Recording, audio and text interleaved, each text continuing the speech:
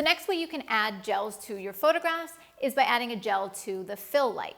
This is probably one of my favorite ways to add gels to a scene because it allows me to still shape the light on my subject's face but infuse color into the shadows. I just think it's beautiful. So I want to show you a couple considerations when you are adding gels to your fill. Now remember, you already saw this in the beginning, that when you center the main light, you have minimal shadows. A centered main light means that the shadows are fundamentally just going to be underneath the chin and the nose, and as you move the light further and further and further off to the side, you create more and more shadows. As you do so, you'll see more and more of the gel. So let's do that as a quick reminder, and then I'm going to show you some other considerations when you're adding gels to your fill light. All right, so let's bring this back in. Okay. Add that blue, perfect.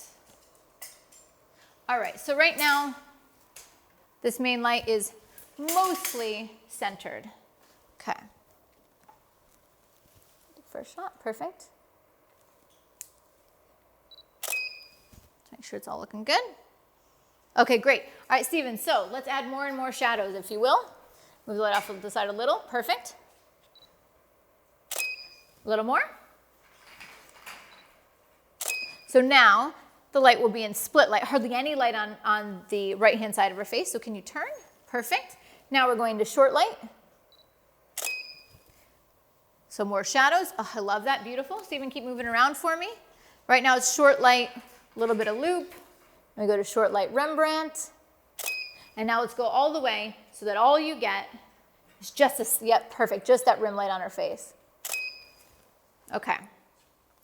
So going back through these photographs, if you're unfamiliar with the terminology behind the lighting positions, you'll definitely want to look that up. Paramount is when that main light shadow is underneath the nose. Loop is when it moves more off to the side. Rembrandt is when that shadow meets. And split is when the light is half and half. If this is unfamiliar to you, you can search the terms and there's a million different things out there. When we go to short light, those same lighting positions apply. It's just more and more shadows. We already showed this in the past, that the further you move the light off to the side, the more the color gel shows up. However, there's a couple other considerations. Taking a look at this photo, one of the things that you will notice is that you get a very bright specular highlight on the side of the cheek there, right? It's very, very shiny. Why is that? Well, obviously it's because there's a light here, but it's also about the type of light, the modifier. The modifier I'm using here is a zoom reflector. A zoom reflector is a hard light source. One of the characteristics of a hard light source is more contrast. Highlights are brighter, shadows are darker. And so what that means is the highlights are going to be even shinier, which is what you see here in the shadows. So let me just, Steven, can you move the light back just a little bit? Let's go to turn back for me. Right there. Wait, right. Bring it back a little more. Right there. Perfect. All right, so we're going to go here. This is that short light Rembrandt. So you get that little triangle of light underneath the eye, right? And you get that really nice shine on her cheekbone.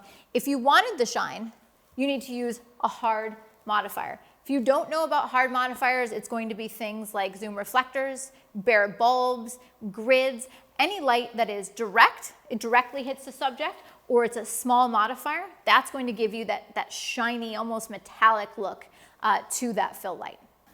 Another way that you can change and create more shadows is actually by the height of the light. The further you raise up that main light, the more shadows it creates underneath the nose and the jawline, and therefore, the more that the gels will show up there.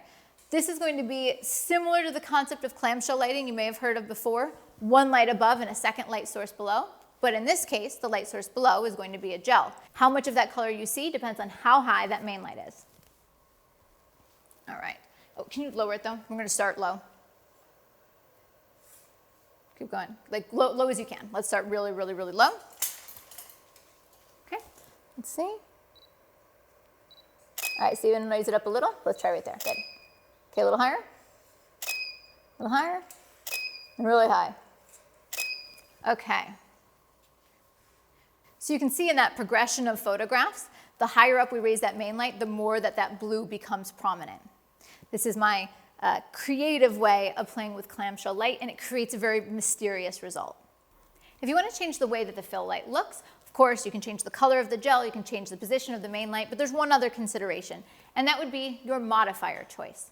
If you choose a hard light source, like we have here, a zoom reflector, something small, something with direct light, what you get is you get more specularity to the fill light, to the shadows. So you get a brighter and more defined highlight on the cheek, for example, or more texture to the skin. But let's say that you want that fill light to still have color, but to be a little more subtle, a little bit more smooth, maybe to more evenly light a scene. Then you may want to go for a softer modifier, an umbrella, an octabox. So you do have to, of course, consider the position of your main light, the position of the fill light, and the modifier that you choose for your fill light.